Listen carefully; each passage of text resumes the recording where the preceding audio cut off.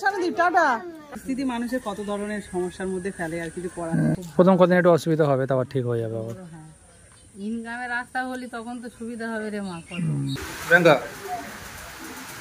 আর 8 ঘন্টা 1 ঘন্টার মধ্যে বাড়ি চলে যাবো। জার্নি শেষ, পরেরটা শিডিউল হয়ে গেছে। কোথায় বলো তো? মৌসুমী আইসল্যান্ড। হ্যাঁ, মন খারাপ হয়ে যাচ্ছিল যে খুব তাড়াতাড়ি চলে আসছি 2 দিনের মধ্যে। তা বললাম পরেরটা মৌসুমী আইল্যান্ড যাওয়া হবে।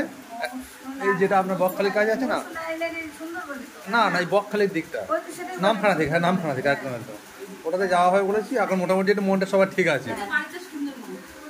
আর হচ্ছে গোসবা, এ বাবা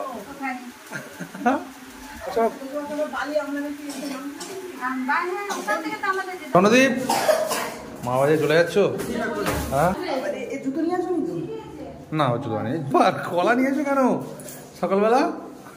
কলা খাবে?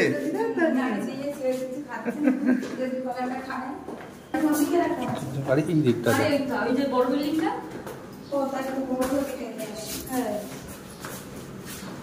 দুদিক দিয়ে বেরোনো যায়। আচ্ছা, এখানে যে গেটটা দেওয়া আছে, এটা এই ফ্ল্যাটের লোকগুলো বেরোবে কি করে? তাহলে সবার কাছে চাবি আছে নাকি? ওই একই চালা সবার কাছে চাবি আছে না? তো আমরা প্রায় 7টা থেকে 8টার মধ্যে বেরিয়ে পড়েছিলাম। তবে এত সকালবেলা এত গরম বা রোদ্দুর থাকতে পারে তা ভাবতেই পারিনি। বাইরে বেরিয়ে যেন হাঁসফাঁস করছিলাম কখন গাড়িতে উঠে এসিটা চালাবে। এ শহরের থেকে আমার গ্রাম কিন্তু অনেক গুণ ভালো, কারণ আমরা এসিতে না থেকেও বেশ ভালোভাবে থাকতে পারি যথেষ্ট। কিন্তু এই শহর অঞ্চলে কোনো রকম এসি ছাড়া কিন্তু থাকা কোনোভাবেই সম্ভব নয়, যেটা আমি একদিন রাতে থেকে বুঝতে পারলাম। তো চলো, আমাদের আর বেশি সময় লাগবে না, আধা ঘন্টা বা 40 মিনিটের মধ্যেই বাড়িতে চলে আসবো। এই যে কমপ্লিট হলো আমাদের ঘোরা নাকি? হ্যাঁ, এবার সব জিনিসপত্র এই যে আমাদের গুলো নামিয়ে নিচ্ছি, কারণ আমাদের বাইক এখানে রয়েছে। আর প্রিয়াঙ্কারা কিন্তু আমার হ্যাঁ হ্যাঁ, আর কি আছে? হ্যাঁ, ভালো ঘুরেছি, মানে একদিনে সব কমপ্লিট করে নিয়েছে।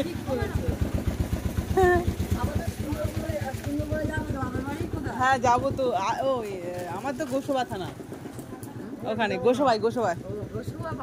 হ্যাঁ, ট্রেনে, বাইকে যাই না কোনো। চলো তাহলে বের করানো হয়েছে তো। হ্যাঁ, আর কিছু নেই। ওই পিঙ্ক কালারে দেখো। ও বাবা, ওটা কে? স্বর্ণদীপ, এ স্বর্ণদীপ, টাটা। খেলা করবি তো? অনেক আছে, রেখে দিয়েছে, যাও। এখানে খেলা করতে হবে তো, কালকে আসবো। তাহলে এখানে এসে কি খেলা করবি? যা, রেখে দিয়েছো, যাও। তুমি রেখে দিয়েছো। Tata Swarnadip, tata.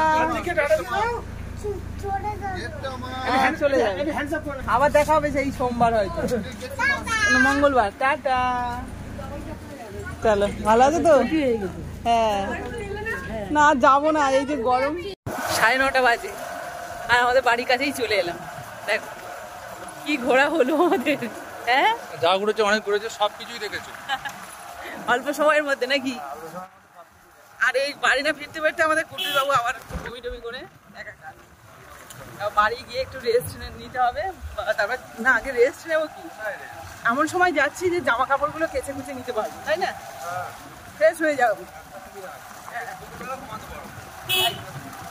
আমার ছেলেকে মানে মাকে ফোন করে বলে দিয়েছিলাম খাওয়াবো বলে, তো মা ওদিকে রান্নাবান্না করে রেখেছে, হয়তো গিয়ে ওকে স্নান টান করিয়ে খাইয়ে দাইয়ে তারপরে আমরা সব কাজগুলো করে দেবো, বলো। তো এখন দুপুর 12টা বাজে, আর এই যে স্নান টান করে উঠলাম। আর কুট্টুসকে তো এসেই মাত্র স্নান করে খাইয়ে দিয়েছিলাম। আর এই যে এখন খাওয়াচ্ছি ডাবের জল, যেহেতু ওর শরীর খারাপ, কয়েকদিন ধরে ওষুধ খাচ্ছে, আর বাড়িতে ডাব ছিল বলে সেই জন্য ডাবের জল দিয়েছি। কুট্টুস ডাবের জলটা কেন? কাশি ভালো হয়ে যাবে বাবা, ওটা ঠান্ডা গরমে হয়ে গেছে। ফোন নিতে নেই। তো চলো, মাংস নিয়ে এসেছি বাড়িতে, মাংস হবে। তাছাড়া মা আগে থেকে ডাল আর আলু ভাজা করে রেখেছিল, আর মাংসটা নিয়ে এলাম, কারণ আমার ছেলে তো ওই যখন আমরা তারাপীঠে গিয়ে মাংস খেয়েছিলাম খাইনি, শরীর খারাপ বলে। আর এদিকে বাড়িতে আসার সময় কি নিয়ে আসবো বাবা মার জন্য, সেই ভাবতে ভাবতে মানে শেষে মাংসটাই ঠিক করলাম, কারণ বাবা ভীষণ ভালোবাসে মাংস খেতে। অন্য খাবার দাবার নিয়ে আসলে অতটা পছন্দ করবে না, মন খারাপ হয়ে যাবে, সেই জন্য মাংসই হবে। যখন জ্বর আসছে আর যখন জ্বর থাকছে না, ভেবে চান হয়ে যাচ্ছিস, একটু হাওয়াতে আয় না। ওপরে হাওয়ায় উঠে যাও। তুমি তোমার জামা প্যান্টগুলো তুমি ভরে দাও। ওই ব্যাগের মধ্যে ভরো। এই তো তোমারগুলো ভরে না। তুমি কি কি নিয়েছো? সমুদ্রের জামাটা? আচ্ছা সমুদ্রের জামা পরে মামার বাড়ি যাওয়া হবে? শুনবে তো তুমি কি এই জামাটা পরে মামার বাড়ি যাবে? হ্যাঁ কি না? আমি কি কথা বলছি সেটা শুনবে? আমি যে কথাটা বলছি শুনতে হবে। তুমি কি মামার বাড়ি যে জামাটা পরে যাবে? যাবে না? গেঞ্জি পরে যাবে? আচ্ছা ওখানে তো সমুদ্র নদী আছে, নদীতে নদী এইরকম জামা পরলে দারুণ লাগবে দেখতে। ওই যে নদী পেরোবো তো মামার বাড়ি যাওয়ার সময়, মজা হবে না? আর ওখানে নদীতে পয়সা দেবে তো ঠাকুরকে? দেবে তো? মনে করে দেবে তো? তারাপীঠে গিয়ে কোন একটা কোন মন্দিরে মনে নেই, রাধাকৃষ্ণ মূর্তি ছিল মনে, ওখানে গিয়ে বলছে পয়সা দাও বাবা, পয়সা দাও, মানে পয়সা ঠাকুরে দেবে। ইসকন মন্দিরে মনে হবে যত সম্ভব, না? ও মনে করে দিয়েছে। তো দেখো জামা কাপড়গুলো গুছিয়ে নিয়ে আবার এই যে লাগেজ ভর্তি করছি। এই লাগেজটা নিয়ে এসে সব কেচে কুচে ব্যাগ পর্যন্ত কেচে দিয়েছিলাম, সেগুলো সব শূন্য হয়েছে। এত রোদ্দুর আর গরমের মধ্যে সঙ্গে সঙ্গে শূন্য হয়ে গেছে, তো আবার ভরে দিচ্ছি। আমার জামা কাপড়গুলো এই প্লাস্টিকে রেখেছি। রবীন্দ্রনাথ ঠাকুরকে দেখেছিলি কালকে শান্তিনিকেতনে? ওই রবীন্দ্রনাথ ঠাকুর আর ওই বট গাছ, ওই বট গাছটাই দেখিয়েছিল। ওই যে ছবিটা সহজ পাঠের বট গাছ। হ্যাঁ ওইগুলো আমরা দেখেছি তো। হ্যাঁ রবীন্দ্রনাথ ঠাকুর তো ছিল ছবি, কিন্তু সে এত টোটোতে করে শান্তিনিকেতনে কিছু ঘুরে মানে দেখার মতো স্কোপ হয়নি। মানে এত মানে কি বলবো স্পিডে টোটোটা গেল। মেন যেটা কি কোপাই নদী টদী দেখবো সেটা সহজ পাঠ। হ্যাঁ সহজ পাঠও তো ছিল, কি আর করা যাবে? ওটা সহজ পাঠ লেখা, ওটা লেখাটা আবার কি দেখবি? তাহলে এগুলো ঢুকিয়ে দিচ্ছি, তুমি আর পড়বে না কেন? আমি গেঞ্জি তো থেকে নেবো হয়তো। কবে যাবে তাহলে? তারাপীঠে যেরকম যাওয়াটা ঠিক ছিল, ফাইনাল ছিল, কিন্তু সেটা আবার অনেক দিন পরে ফাইনাল হয়েছিল।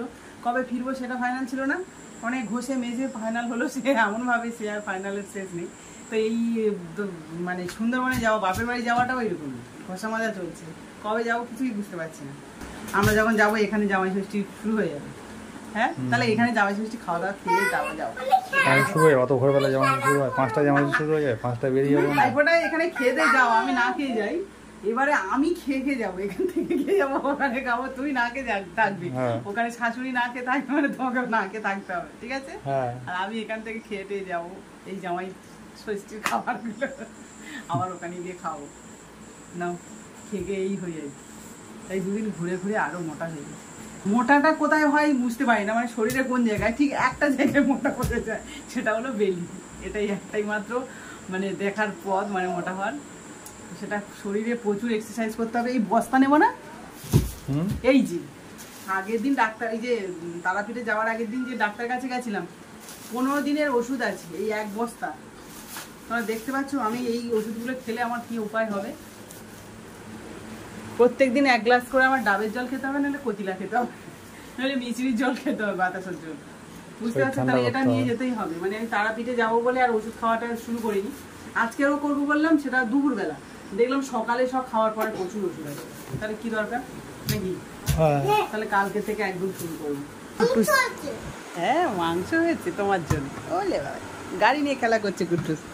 আর এখন 8টা বাজতে যায়, আর পিস মাংস ভাত এই এখন খাচ্ছে, যেহেতু দুপুরে খায়নি ঠিকঠাক। বাবা ভাতে পড়বে নো কুট্টুস। হ্যাঁ কালকে তো রাতে জ্বর এসেছিল, সেই জন্য ঘুমিয়ে পড়েছিলে। তো দেখো কালকে ব্লগটা শেষ করতে পারিনি, সব ঘুমিয়ে পড়েছিলাম। আর এই যে সকালবেলা ঘুম থেকে উঠেই এটা খাবি, এই যে কুট্টুস ডিম টোস্ট খাবে বলেছিল 2 দিন আগে, আজকে এই যে ডিম নিয়ে ডিম টোস্ট করে দিয়েছি। আর তাই তো বাবা, কে খাবে?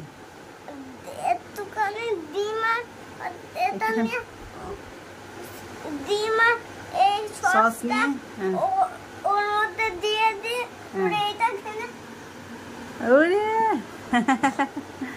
দারুণ মজা। দাও দিতে হবে। আচ্ছা দেখি বাবা কাশি হচ্ছে, একটু সস দিলাম, ও একটু ডিম দিলাম, এবারে গালে দেব। কেমন লেগেছে? ভালো? তুমি সবটা খেতে পারবে তো? এখানে যা আছে সবটা খেয়ে নেবে। আচ্ছা এসো না, ডাক্তার কাছে যেতে হচ্ছে কেন? শরীর আর সারছে না? শরীর খারাপ? খুব শরীর খারাপ? কি হচ্ছে তোমার? ডাক্তার সারিয়ে দেবে? তুমি তো ডাক্তার বলো, সবসময় বলো আমি ডক্টর আদ্রিক মন্ডল, কিন্তু কি হলো আদ্রিক মন্ডলের? আমার ইঞ্জেকশনে কাজ হয় না। এই যে স্টার্ট দিয়ে দিল, কি দুষ্টু। ও ঠিকঠাক বলবে, আমি আর গেলাম না, রোদ্দুর প্রচন্ড গরমের জন্য। হ্যাঁ দাদা, আর বুকে একটু স্টেথোস্কোপ দিয়ে দেখতে বলবে।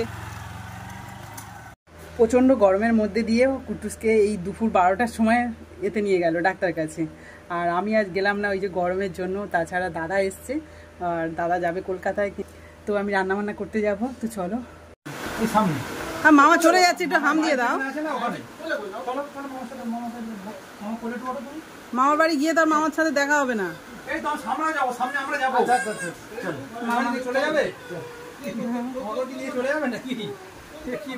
মামা আবার আসবে। সাবধানে থাকবে। না আমি এদিক দিয়ে যাবো, বাড়ি বুঝতে। হ্যাঁ পলিউশনটা করাটা বাড়ি বুঝতে হয়ে যায়। এদিক দিয়ে গেলে হয়ে যেত, আবার ওইসব কাগজপত্র, না না কাগজপত্র, পলিউশন কি সব করাতে হবে। বলো থাকো। বহুত দূরে বেড়ানো যাওয়ার মতো তাই করে নিয়েছে। পরিস্থিতি মানুষের কত ধরনের সমস্যার মধ্যে ফেলে, আর কিছু করার নেই। মামার বাড়ি গিয়ে একটু মজা হয় মামা, কিন্তু এবারে আর ভালো লাগবে না।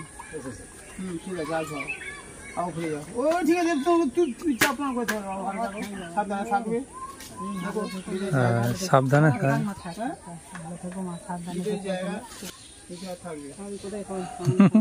তাহলে এই ধার থেকে হয়ে কাটাখাল থেকে, হ্যাঁ কাটাখাল দিয়ে যেতে পারো, বা তুমি এই পুরীর পোলটা পেরিয়ে এর ভেতরে যেতে কাটাখাল দিয়ে সোজা চলে যাও, সোজা কাটাখালে যাও, মাদিক দিয়ে সোজা পারবে। তারা সাবধানে থাকবে। যাও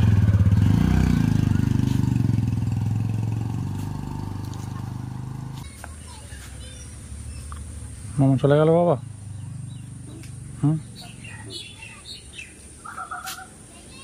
আবার আসবে, আর আমরা কলকাতায় গেলে তো মামার সাথে ঘুরে দেখা করে আসবো।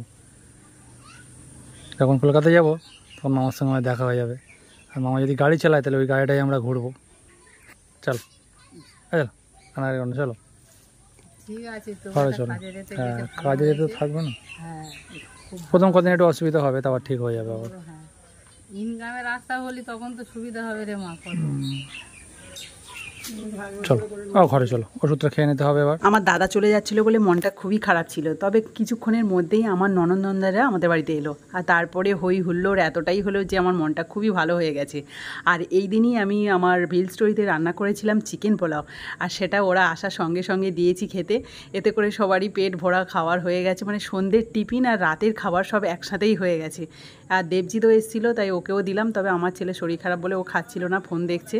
আর বাবা খেয়ে রিয়াকশানটা কী দেয় বা কী বলছে তোমরা একটু শুনে নাও। তো তোমরা নিশ্চয়ই বাবার রিয়াকশান থেকে বুঝতে পারলে যে খাবারের স্বাদটা কেমন হয়েছিল। তবে আরও ভালো লাগার জন্য কিন্তু বাড়িতে ডিম সিদ্ধ করা হয়েছিল, তার সাথে স্যালাড, আর তাছাড়া শর্মিষ্ঠারা সিঙ্গারা নিয়ে এসেছিলো, গরম গরম সিঙ্গারাও দিয়েছিলাম। এতে করে প্রত্যেকেরই কিন্তু পেট ভরা খাবার হয়ে গেছিলো। আর আমি তো আজকের ভিডিওটা দুদিনের একসাথে শেষ করলাম। আশা করি আজকে ভিডিওটা তোমাদের ভালো লেগেছে, আর ভালো যদি লাগে তাহলে প্লিজ একটা লাইক করে দিও। আর যারা ইউটিউব থেকে দেখছো ইউটিউব চ্যানেলটাকে সাবস্ক্রাইব করে দেবে, আর যারা ফেসবুক থেকে দেখছো তারা ফেসবুক পেজটাকে ফলো করে দিও। তো চলো আজকের মতো টাটা অ্যান্ড গুড নাইট।